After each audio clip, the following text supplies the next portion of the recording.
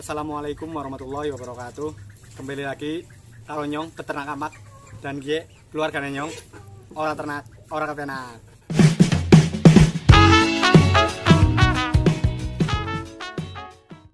Manfaat herbal tradisional untuk keperluan penyembuhan ayam ataupun unggas saat ini mulai mengalami kemajuan signifikan. Perguruan tinggi mulai berlomba-lomba melakukan penelitian untuk diaplikasikan pada ayam yang kadang hasilnya malah melampaui ekspektasi yang diharapkan. Yang sebenarnya tidak terbayangkan sama sekali, itulah kehebatan herbal tradisional Indonesia. Apalagi sebagian herbal Indonesia namanya sudah mendunia.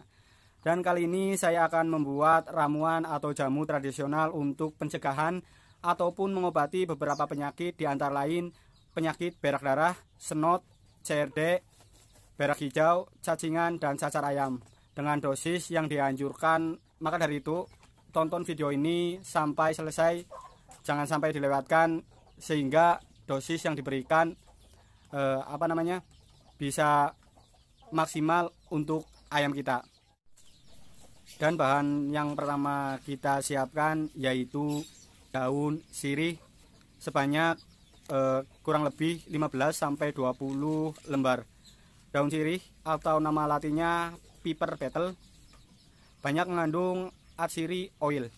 Satu di antara komponen adalah kafakrol, bersifat desinfektan dan anti jamur sehingga bisa untuk antiseptik pada saluran pencernaan. Unsur eugenol dan metil eugenol berfungsi mengurangi rasa sakit. Sifat antibakteri dapat mengurangi rasa gatal dan merah berair pada mata.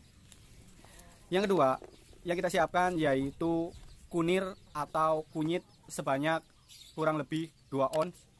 Kunyit atau bahasa latinnya Curcuma domestica. Kurkuma atau kurkumin senyawa utama pada kunyit yang berkhasiat untuk beragam penyakit. Misal mengobati gangguan saluran pencernaan, anti radang, antibakteri, anti kanker, penurun kadar kolesterol, membersihkan lemak pada saluran pembuluh darah. Dan yang ketiga, temulawak kurang lebih 2 on. Temulawak ini mempunyai sifat detoksifikasi atau mengeluarkan racun dan kontaminasi jamur Alphatoksis flavus yang mengendap dalam hati. Belum lagi membantu sekresi dari kerja pankreas sehingga mampu mengoptimalkan metabolisme pankreas, mengeluarkan enzim amilase, lipase, protease, dan kehadiran enzim-enzim ini membantu meningkatkan penyerapan bahan-bahan karbohidrat, protein, dan lemak. Dan yang keempat yaitu brotowali atau bratawali. Ini bratawalinya biasa yang kita pakai yaitu batang atau rimpang brotowali atau nama latinnya Tinospora crispa. Rasa pahit yang terdapat pada brotowali senyawa pikrotin pembawa rasa pahit, banyak mengandung alkaloid, saponin, damar, dan masih banyak lagi. Kalau cuma penyakit segala jenis cacing, insya Allah pasti hancur dengan digempur sama pikroretin. Dan untuk membuatnya, pertama-tama kita cuci bersih semua bahan-bahan. Semua rempah-rempah ini cuci sampai bersih.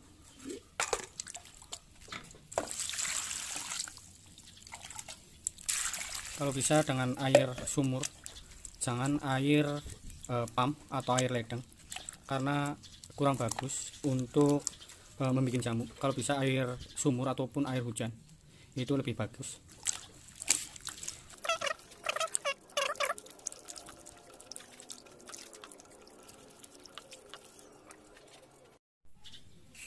Dan kalau dirasa sudah cukup bersih, kita siapkan panci takaran 5 liter.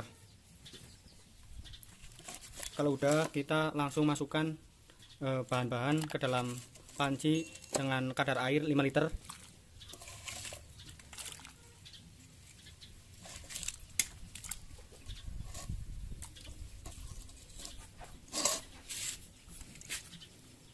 Dan kalau sudah, kita proses digodok dengan api sedang sampai kurang lebih 30 menit atau setengah jam.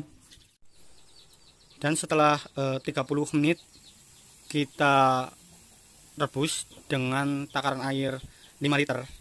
Hasilnya itu warna berubah menjadi kuning kecoklat-coklatan dan juga bau seperti bau jamu godhogan sirih. Itu bertanda jamu udah siap kita angkat. Yang pertama kita matiin api, terus kita nunggu sampai air ini benar-benar dingin, terus kita saring, terus kita masukkan ke dalam jeligen, ataupun kalau nggak ada jeligen bisa kita pakai botol bekas air mineral. Terus kita bisa langsung aplikasikan kepada ayam-ayam kita dengan dosis yang sudah dianjurkan. Untuk pencegahan berbagai penyakit pada ayam, biasanya saya pakai takaran atau dosis 5:1, yang artinya setiap 5 liter air saya pakai 1 liter air godhogan herbal. Aplikasi herbal ini juga dapat dibarengkan dengan egg stimulan atau strong egg tanpa mengurangi khasiat masing-masing atau manfaat herbal itu sendiri. Untuk menyembuhkan atau mengobati penyakit berak darah, waktu yang diperlukan untuk penyembuhan penyakit berak darah biasanya sekitar 7 hari, biasanya sembuh tanpa ada kematian sama sekali jika pakai obat-obatan herbal atau jamu herbal ini. Jika tidak pakai jamu herbal, biasanya sembuh dalam 10 hari dengan tingkat kematian sampai 10-15%. Itu pengalaman empiris yang saya alami sendiri. Dosis pengobatan berak darah menggunakan air 100% godhogan herbal ini dikombinasikan dengan obat koki atau anti koki selama 7 hari. Dan yang kedua, penyakit snot atau koryza atau biasa disebut pilek. Mengobati penyakit snot ini biasanya penyakit snot atau pilek hidung yang mengeluarkan air yang lama kelamaan menggumpal menutupi lubang hidung biasanya sembuh dalam 3 hari. Kepala bengkak kemerah-merahan sembuh dalam 5 hari dengan tingkat kematian 0%. Jika tidak pakai herbal biasanya sembuh dalam 10 hari dengan tingkat kematian 15%. Pemakaian ini atau dosis yang dikasihkan terhadap ayam yang kena snot, biasanya pemakaian itu dikasih minum 100% godhogan selama 5 hari dikombinasikan dengan obat kimia yaitu trimizin.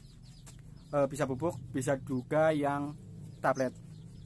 Yang ketiga, penyakit CRD atau biasanya disebut penyakit ngorok. Penyakit CRD adalah penyakit yang bersifat kronis. Artinya kayak gini, gejala penyakit tidak terlihat secara frontal, tapi akan muncul secara perlahan-lahan. Maka peternak yang kurang teliti sekali kena serang, ayam sudah dalam kondisi akut. Sebenarnya untuk mendeteksi CRD ini sangat gampang sekali. Peternak coba masuk ke dalam kandang ayam pada malam hari, dengarkan ada atau tidak suara ngorok, batuk, atau seperti ayam tercekik. Seandainya terdengar, segera ambil tindakan, sebab penyakit ini menyebar sangat cepat sekali.